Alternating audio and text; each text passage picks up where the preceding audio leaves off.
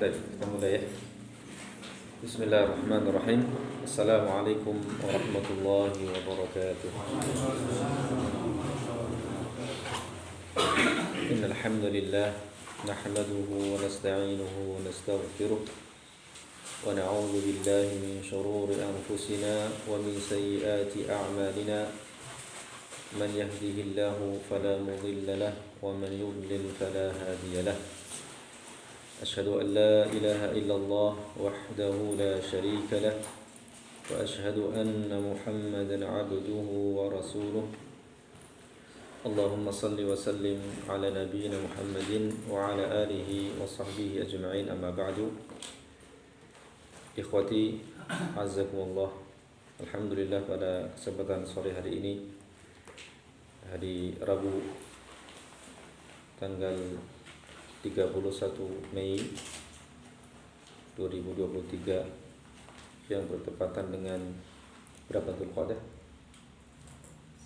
1 Dzulqa'dah 10 Nansa kita lupa dengan tanggalan kita. Tapi kurang lebih 10 ya, kurang 10 Dzulqa'dah. 11 Dzulqa'dah 1444 Hijriyah. Ini kita sering lupa penanggalan kita sendiri. Alhamdulillah kita bisa bertemu kembali untuk melanjutkan pembahasan prinsip-prinsip dasar akidah Ahlus Sunnah wal Jamaah atau prinsip-prinsip akidah Ahlus Sunnah wal Jamaah. Ya, alhamdulillah kita sudah hampir menyelesaikan ya. Sedikit lagi insyaallah kita akan masuk pada poin yang ke-67. Halaman 184. Ya, halaman 184. Bukan 184. Oh, bisa 7. Iya. Poin yang ke-67. Halaman berapa? Oh, halamannya beda, Pak. Tapi poinnya yang jelas poinnya sama, ya 67. Ya, antum sertakan yang terbaru Pak, ya. Poin 67. Ya, halamannya beda. Sikap ahlu sunnah terhadap ahlu al-bid'ah. Sikap ahlu sunnah terhadap ahlul bid'ah. Ya. Ya. Termasuk prinsip akidah ahlu sunnah wal jamaah adalah mereka membenci para pengekor hawa nafsu dan ahli bid'ah. Perhatikan di sini kita garis bawahi kata membenci di sini. Ya. Membenci di sini bukan membenci secara murni, secara total, tapi di sini ada prosentasinya. Nanti kita akan jelaskan. Ada 3 kelompok manusia, ya, yang murni yang harus kita cintai, tidak boleh ada kebencian, ya. Kemudian murni dibenci, tidak boleh ada kecintaan. Dan yang ketiga, ada dibenci, ada dicintai. Nah ini. Nah, ahlul bid'ah ini termasuk yang ketiga. Ya, ahlul bid'ah ini termasuk yang ketiga. Dicintai karena dia seorang muslim. Dan juga dia juga menegakkan sebagian sunnah-sunnah Nabi sallallahu alaihi wasallam. Ya. Namun mereka terjatuh dalam bid'ah. Atau juga sebagian kaum muslimin ya yang terjatuh dalam dosa. Atau para fusaq, ya, orang-orang fasik ini juga berhak mendapatkan cinta atau loyalitas atau al-wala. Di sisi lain dia mendapatkan al-bughd, kebencian, ya, dari sesama muslim. Ini sesuatu yang Allah Azza wa Jalla syariatkan kepada kita. Benci karena Allah, cinta karena Allah, ya. Dan ini merupakan awsaqu urul iman, ya. Awsaqurul iman al-hubbu fillah wal bughdu fillah. Ikatan keimanan yang paling kuat adalah mencintai karena Allah dan membenci karena Allah. Dan juga dalam rangka untuk menjaga hidayah sunnah yang telah Allah Azza wa Jalla berikan kepada kita, ikhwah. Ya. Kalau kita ya mencintai ahlul bid'ah secara total, kemudian kita ambil ilmu dari mereka, kemudian kita duduk di majelis mereka, maka syubhat itu akan masuk ke dalam diri kita. Lambat laun prinsip-prinsip akidah Ahlus Sunnah itu akan hilang. Itu yang berbahaya. Itu yang berbahaya. Ya. Bahkan sekelas Imam Ahmad bin Hanbal sendiri, ya, ketika beliau lewat di sebuah majlis ahlu bid'ah, itu beliau menutup telinganya. Menutup apa? Telinganya. Takut terdengar syubhat itu ke telinga beliau. Ya. Apalagi duduk di majlis mereka, sering mendengarkan ceramah mereka. Lambat laun syubhat itu masuk dan hati itu kalah. Ini yang ingin kita hindari dari ketika membenci para pengekor hawa nafsu, apalagi jika bid'ahnya itu sudah parah, bid'ahnya itu sudah sampai pada bid'ah mukaffirah misalnya. Ya. Kalau bid'ahnya sudah sampai pada mukaffirah, maka kebenciannya total 100%. Jadi ambilkan mau ke mukaffirah. Ya. Nah, mengakur hawa nafsu dan ahli bid'ah yang mengada-adakan sesuatu yang baru dalam agama, tidak boleh simpati kepada mereka, tidak berteman dengan mereka, berteman dengan pertemanan yang dekat, ya. Tidak berteman dengan mereka, tidak sudi mendengarkan ucapan mereka, tidak duduk di dalam majelis mereka, tidak berdiskusi atau tukar pikiran dengan mereka, dan tidak mau dialog dengan mereka. Ya, khawatir terkena syubhat mereka. Ya. Rasulullah sallallahu alaihi wasallam bersabda, "Sayakunu fi akhir ummati unas yuhadditsunakum ma lam tasma'u antum wala aba'ukum fa iyyakum wa iyyahum." Ya. Akan datang di akhir umatku orang-orang yang berbicara kepada kalian dengan apa-apa yang belum pernah kalian dan bapak-bapak kalian dengar. Maka hati-hatilah kalian terhadap mereka. Wa iyyakum wa iyyahum. Hati-hati terhadap mereka. Ya, apalagi kita hidup di zaman yang Masya Allah, ya, media sosial begitu cepat sekali menyebar, ya. Kalau kita tidak memiliki pondasi yang kuat, ya, atau generasi kita tidak memiliki pondasi yang kuat, mereka bermain di media sosial, mendengar ceramah ini, mendengar ceramah itu, mendengar perkataan ini, mendengar perkataan itu, maka ini sangat berbahaya. Alhamdulillah kalau seandainya didengar ceramah yang baik, ya, bisa jadi apa? Bisa jadi wasilah dia mendapatkan hidayah sunnah. Tapi kalau salah, ini yang bahaya. Ya. Nah, penjelasan tentang keharusan menjauhi ahlul bid'ah, Allah Azza wa Jalla berfirman, "Wa qad nazzala 'alaikum fil kitabi an idza sami'tum ayati Allahi yukfaru biha wa yustahza'u biha fala taq'udu ma'ahum hatta yakhudu fi haditsin ghairihi innakum idzan mithluhum innallaha jami'ul munafiqina wal kafirina fi jahannam jami'a."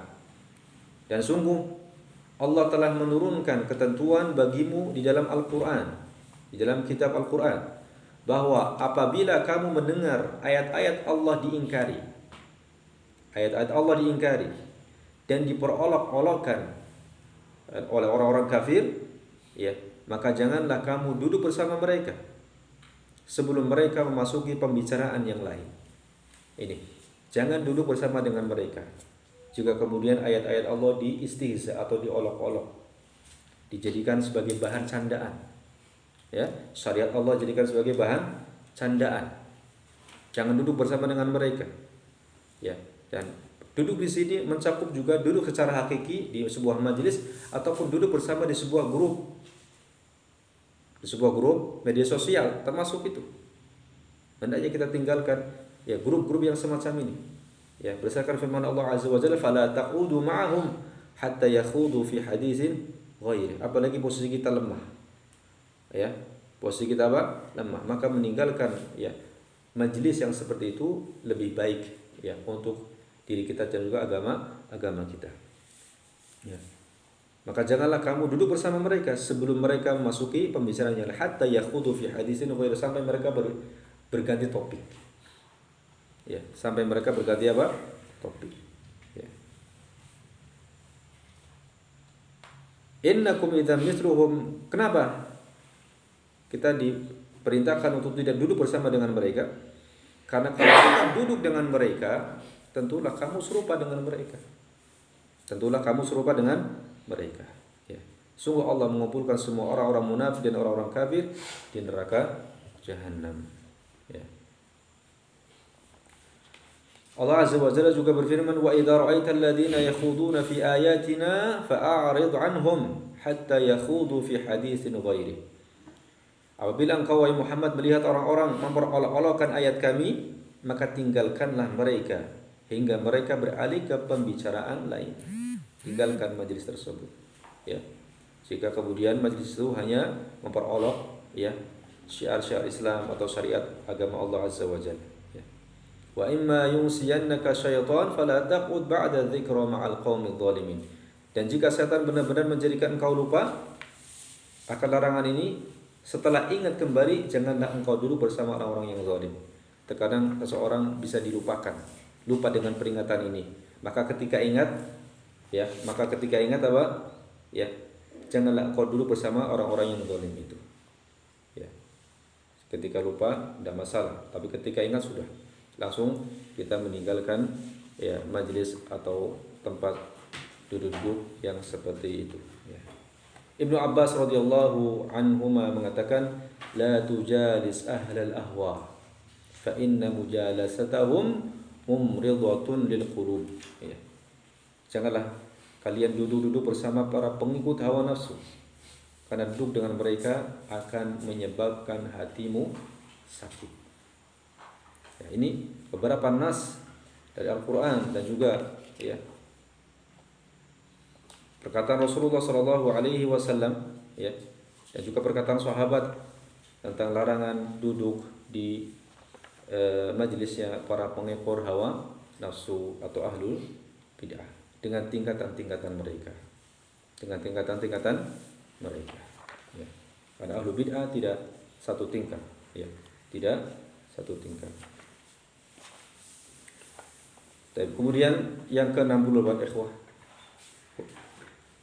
hukum salat di belakang ahlu bid'ah.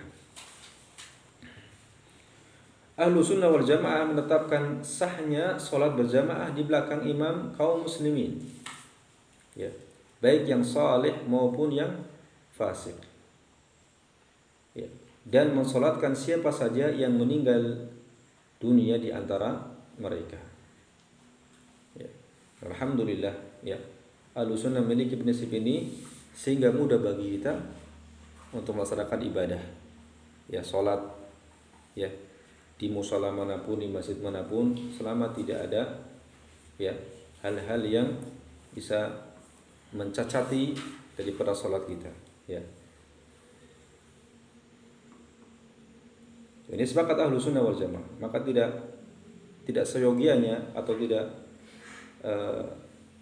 seharusnya seorang ahlu sunnah meninggalkan sholat berjamaah, ya, hatta walaupun imamnya dari kalangan mereka, ya, dari kalangan mereka, ya. Karena ini merupakan salah satu prinsip ahlu sunnah wal jamaah, tetap sholat di belakang mereka, ya.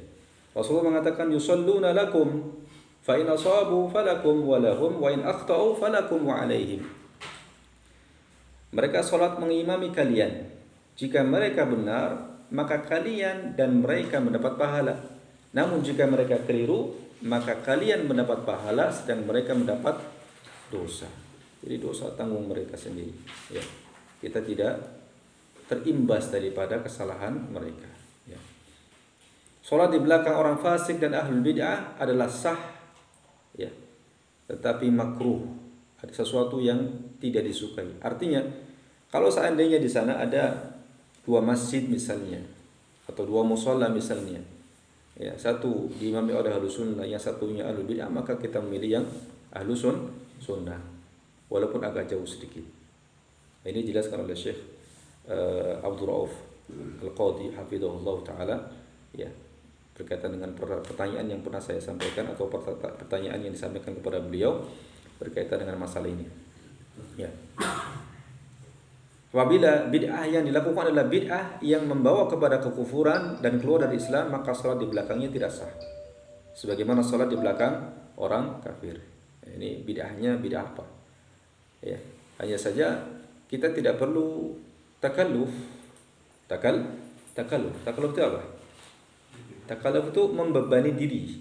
Ya, misalnya antum cari-cari tahu, antum sholat, antum singgah di sebuah tempat atau tempat yang baru, kemudian antum tanya-tanya orang, ya nggak mungkin. Ya, ini pelaku bidah apa ini? Oh, usah, itu takalluf, ya. Ahlan wasahlan. Ya, nggak usah seperti itu. Ya. Bahkan juga masalah sholat di sebuah masjid atau musola yang di situ ada kuburannya atau sekitarnya ada kuburannya, ya juga pernah disampaikan oleh murid Al-Ustaz Abdul Hakim, ya, bin Amir Abdat hafizahullah, yaitu Ustaz Ibnu Saini rahimahullah. Ya, sebaiknya jangan takalluf dengan kita ketika singgah di suatu tempat mau sholat di sebuah musola atau masjid, kemudian kita keliling-keliling dulu, keliling-keliling dulu ada kuburannya atau tidak. Itu takalluf, ya, kata beliau. Ya. Karena juga ada penjelasan dari sebagian ulama, kalau kita sholat di tempat yang di situ ada kuburannya atau sekitarnya ada kuburannya, kemudian kita tidak meyakini di situ sholatnya lebih afdol karena ada kuburan itu, maka sholatnya sah, ya. Sholatnya apa? Sah, tapi makruh. Hakala. Ya. Tapi kalau kita sudah tahu ma'ruf bahwa di tempat itu sudah ada kuburannya misalnya, maka kita menghindarinya lebih afdol, cari masjid yang lain.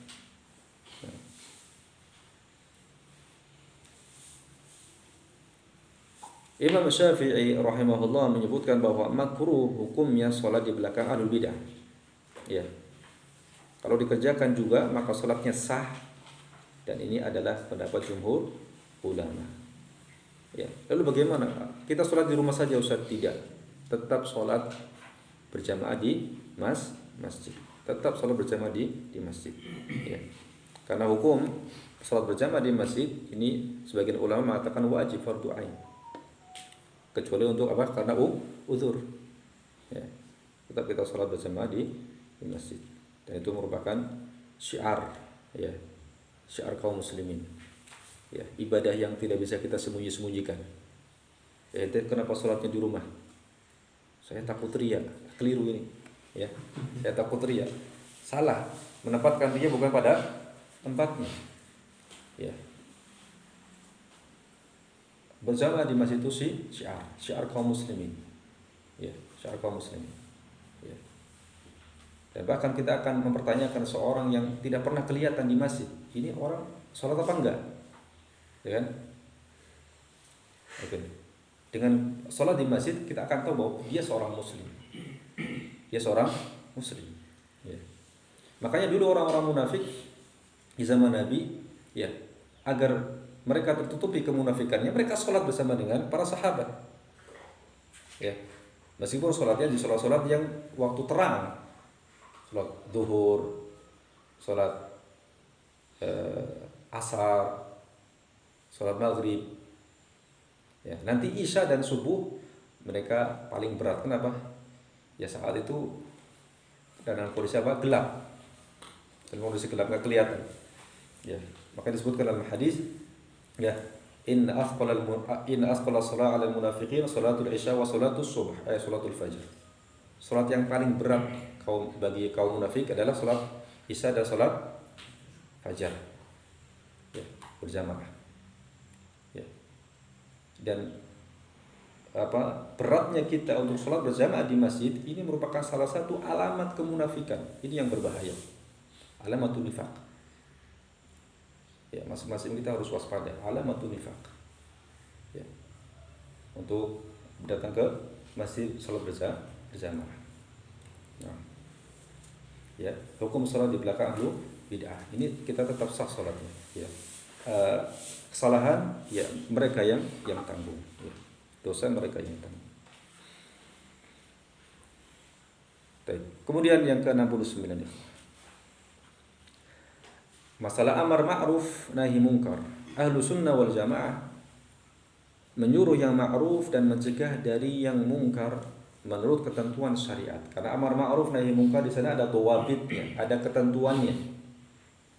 Enggak asal serampangan, enggak asal ini amar ma'ruf nahi munkar, tapi tidak memperhatikan apakah amar ma'ruf nahi munkar itu melahirkan kemungkaran yang lebih besar atau tidak. Kalau kita melihat ketika kita beramal ma'ruf kemudian akan lahir kemungkaran yang lebih besar, maka tidak boleh ketika itu beramar ma'ruf dengan lisan kita atau dengan tangan kita. Cukup dengan hati kita. Ya. Man ra'a minkum munkaran falyughayyirhu bi yadihi fa in lam yastati' fa bi lisanihi fa in lam yastati' fa bi qalbihi wa dzalika adhaful iman. Dalam kondisi apa saja kita wajib mengingkari kemungkaran dengan hati kita. Dengan lisan dan dengan tangan kekuasaan kita lihat kondisi. Apakah akan hilang kemungkaran itu dengan kita beramar ma'ruf atau tidak? Kalau akan hilang, maka kita wajib melakukan amar ma'ruf itu dengan lisan kita atau dengan tangan kita. Ya. Jika 50-50, maka ketika itu kita bisa menahan. Ya.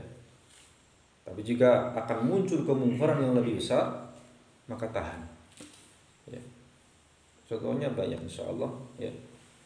Misalnya tetangga kita atau saudara kita mengadakan satu amalan yang tidak ada tuntunannya, itu sudah mendarah daging di tengah-tengah mereka dan kita hidup di situ sendirian atau kita minoritas, ya nggak mungkin kemudian kita masuk ke rumahnya kemudian memberikan ceramah begini. Ya, kalau dilempari apa itu ya kira-kira, ya kita akan sempit sendiri kemudian ya. Nama dakwah juga akan rusak dan semacamnya ya. Maka ketika itu sudah kita ingkari dengan hati kita ya.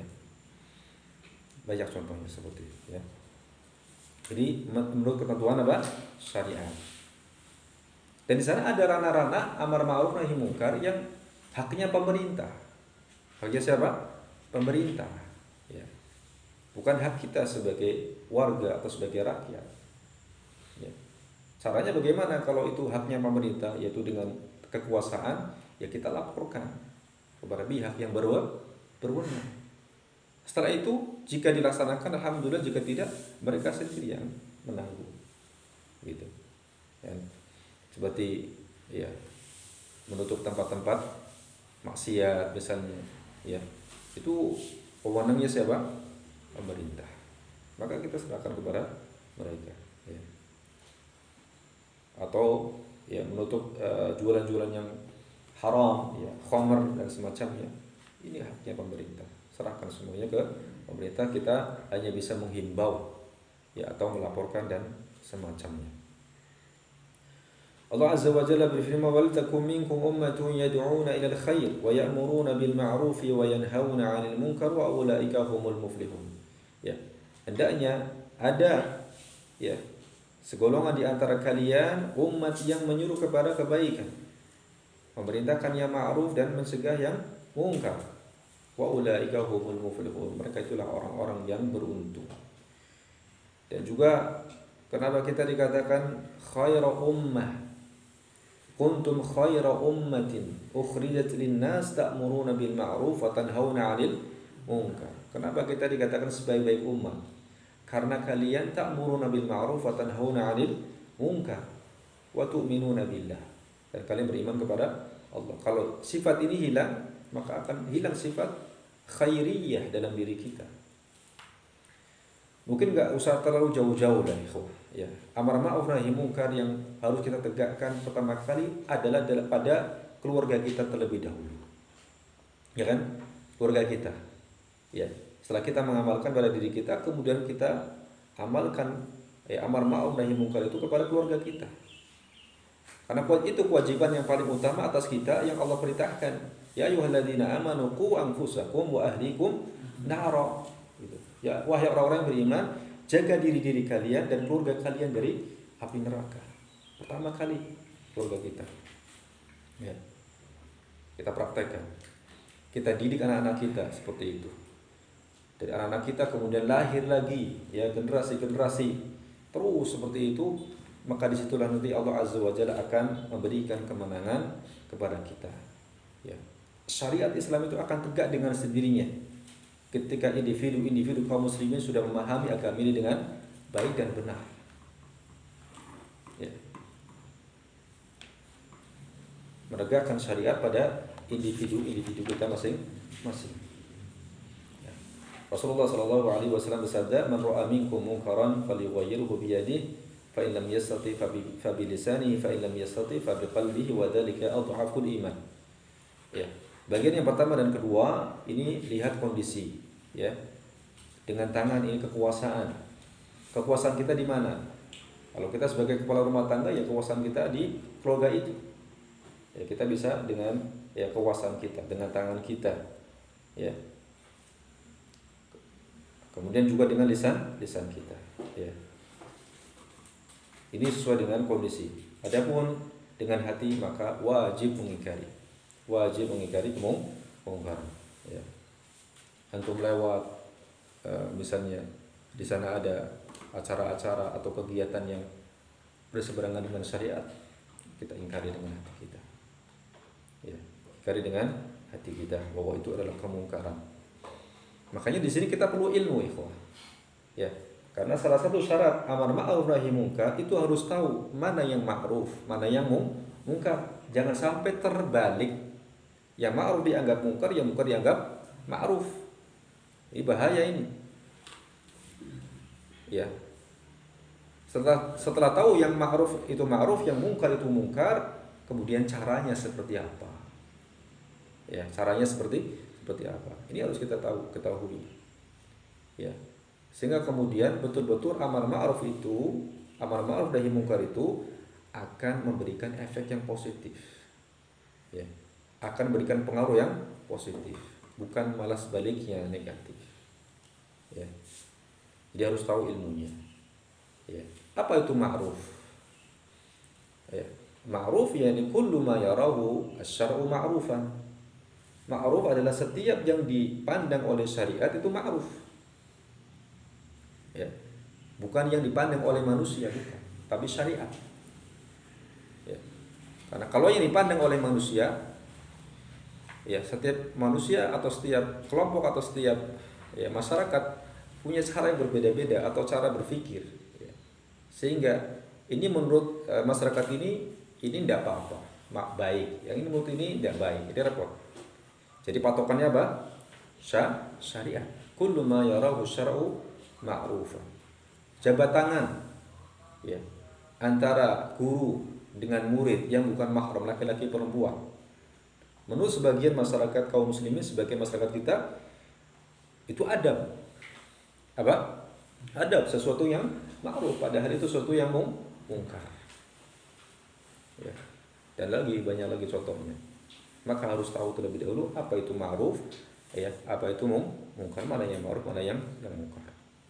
Ya. Setelah itu caranya, ya. Caranya kita juga harus baik hikmah, ya. Nah, wadzalika adhaful iman, dan itulah selemah-lemahnya iman. Ini maksudnya bukan maksud daripada orang tersebut itu imannya lemah, tidak. Tapi maksudnya itu adalah cara terlemah dalam mengingkari kemungkaran. Ya, cara terlemah dalam mengingkari apa? Kemungkaran. Ya. Wadzalika adhaful iman. Ini cara terlemah dalam mengingkari kemungkaran. Hukum amar ma'ruf nahi munkar adalah fardu kifayah. Fardu kifayah, ya. Dan para pelakunya harus memenuhi ketentuan sebagai berikut. Nah, ini ketentuannya yang pertama berilmu. Ya, berilmu. Sebagaimana Allah berfirman, "Qul hadhihi sabili ad'u ila Allahi 'ala basiratin ana wa man ittaba'ani wa subhanallahi wa ma ana minal musyrikin." Ya. Katakanlah ya Muhammad, inilah jalanku, aku dan orang-orang yang mengikutiku mengajak kamu kepada Allah dengan basirah, yaitu ilmu. Ya. Nah, suci Allah dan aku tidak termasuk orang-orang yang musyrik. Dengan ilmu kita bisa tahu mana yang ma'ruf, mana yang munkar. Ya. Dan di antara kehancuran orang-orang atau umat sebelum kita, ikhwah, ya, dari kalangan Bani Israel, ya, itu adalah karena mereka meninggalkan amar ma'ruf nahi munkar. Ya'muruna, mereka memerintahkan kepada yang munkar, ya, dan mencegah dari yang ma'ruf. Terbalik. Sehingga mereka binasa, ya.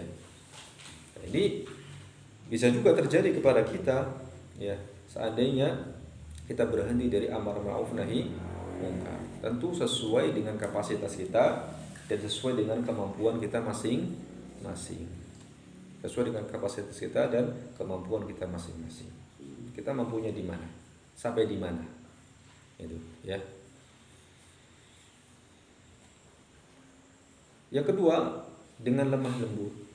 Rasulullah sallallahu alaihi wasallam bersabda, "Innar rifqa la yakunu fi syai'in illa zana, wa la yunza'u min syai'in illa syana."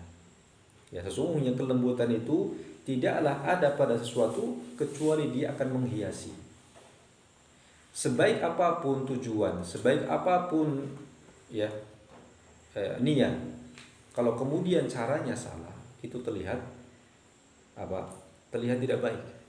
Wala yunza'u min syai'in illa syana. Tidaklah kelembutan itu dicabut dari sesuatu kecuali dia akan mencemarkannya, membuatnya jelek. Ya. Membuatnya apa? Jelek. Ya.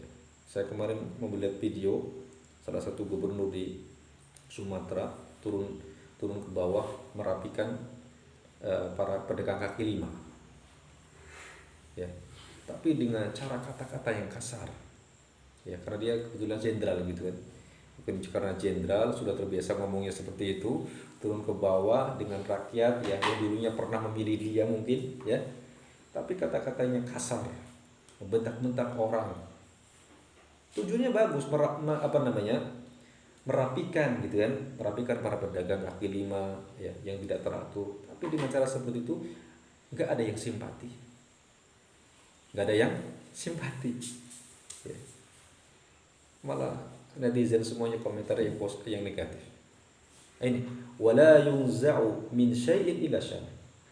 Tidaklah sesuatu kelembutan itu ditarik atau dicabut dari sesuatu kecuali mencemarkannya. Kasar. Kata-katanya kasar. Ya. Tidak memiliki sopan santun kelembutan. Maka ini hanya akan memberikan ya kesan yang negatif. Pun demikian kita dalam beramar ma'ruf nahi munkar. Ya. Betul-betul harus memilih ya kosakata atau mufrodat ya atau uslub yang tepat. Ya. Orang Fir'aun dan Musa saja diperintahkan oleh Allah Azza wa Jalla Musa dengan Harun Nabi Musa dengan Nabi Harun alaihi wassalam diberitakan oleh Allah Azza wa Jalla kepada Fir'aun, ya, manusia terlaknat, manusia terjahat di muka bumi ketika itu, ya, yang mengaku sebagai Tuhan. Allah Azza wa Jalla beritakan kepada keduanya, wa qula lahu qawlan layyina la'allahu yatadzakkaru aw yakhsha. Ya, ucapkan oleh kalian berdua kepada Fir'aun ucapan yang lembut, bisa jadi dia ingat atau dia takut. Apalagi kepada sama muslim, ya, apalagi kepada orang tua, ya, harus betul-betul lembut, ya. Ya. Kemudian yang ketiga, sabar, ya. Allah Azza wa Jalla berfirman menceritakan kisah Luqman dan anaknya, ya bunayya aqimis shalah wa'mur bil ma'ruf wanha 'anil munkar wasbir 'ala ma asabak inna dzalika min azmil umur. Wahai anakku, laksanakanlah salat dan suruhlah manusia berbuat yang ma'ruf dan cegahlah mereka dari yang mungkar dan bersabarlah terhadap apa yang menimpamu. Jadi setelah menegakkan amar ma'ruf nahi munkar, kemudian manusia tidak menerima misalnya atau menyakiti, maka sabar. Karena selembut apapun cara yang kita tunaikan, tidak semua orang itu bisa menerima kebenaran. Nah ini, ya, kita sudah berusaha lembut, kita sudah berusaha baik, tapi yang namanya kebenaran itu pasti ada yang musuhi. Sebagaimana kebatilan, sebatil apapun, seterang apapun kebatilan, pasti ada yang mengikuti. Ya tidak? Ada yang mengaku sebagai ya Imam Mahdi misalnya, atau bahkan yang lebih parah dari itu sebagai nabi.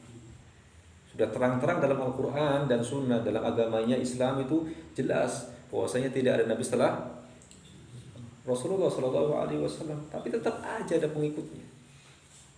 Dan ya, maka selembut apapun kebenaran itu disampaikan, pasti ada yang tidak menerima, pasti menentang, pasti ya mereka mengadakan konfrontasi atau perlawanan. Itu sudah sunnatullah. Sudah sunnatullah. Ya. Perang antara yang hak dengan yang batil akan terjadi sampai tegaknya hari kiamat. Ya, kewajiban kita tetap menyampaikan dengan lemah lembut. Kemudian jika kemudian menimbulkan efek yang tidak kita inginkan, maka kita bersabar. Dan ujian yang Allah berikan kepada hamba-Nya itu sesuai dengan kadar keimanan mereka. Semakin tinggi keimanan mereka, maka semakin besar ujian yang Allah Azza wa Jalla berikan. Ya. Seperti yang menimpa kepada para ulama kita terdahulu, ya, seperti Imam Ahmad bin Hanbal, ya, ketika beliau kokoh di atas akidah Ahlussunnah wal Jamaah bahwasanya Al-Qur'an itu kalamullah. Ya, ketika terjadi fitnah yang besar pada masa Khalifah Ma'mun, bahkan pada 3 masa Khalifah ketika itu, ya, Imam Ahmad bin Hanbal, ya, dipenjara, ya, bahkan disiksa, tetap beliau kokoh di atas itu, ya, sampai kemudian Allah Azza wa Jalla mengangkat, ya, sabar, ya. Kemudian yang keempat, ada kemampuan dan kekuasaan. Ada kemampuan dan kekuasaan ini maksudnya adalah pada yang 2 cara, yaitu dengan yad dan juga dengan lisan. Ada kemampuan dan kekuasaan. Adapun dengan hati, maka wajib kita ingkari dalam kondisi apapun, ya. Wajib kita ingkari dalam kondisi apapun. Kemudian yang kelima, harus ikhlas semata-mata karena Allah. Nah, ini yang harus betul-betul kita tata ini, ya. Kita ingin pansos atau betul-betul ikhlas gitu kan. Pansos itu apa? Pajak sosial. Nah, bahasa ini ya. Ya, tenar, ya. Ingin pansos atau ya ikhlas semata-mata karena Allah. Biasanya ikhwani, kalau sesuatu yang betul-betul datang dari hati itu masuk juga ke dalam hati biasanya. Ya, artinya kita menasihati seseorang betul-betul murni dari hati kita, ya, bukan hanya sekedar lisan saja atau ucapan saja, maka biasanya akan masuk ke dalam hati, ya. Atau ketika kita ya melakukan sebuah amal, ya, adab, santun, akhlak betul-betul ya dari hati, insya Allah ya efeknya juga akan masuk ke dalam hati, ya. Amar ma'ruf nahi munkar adalah amal yang wajib, ya, paling utama dan paling baik.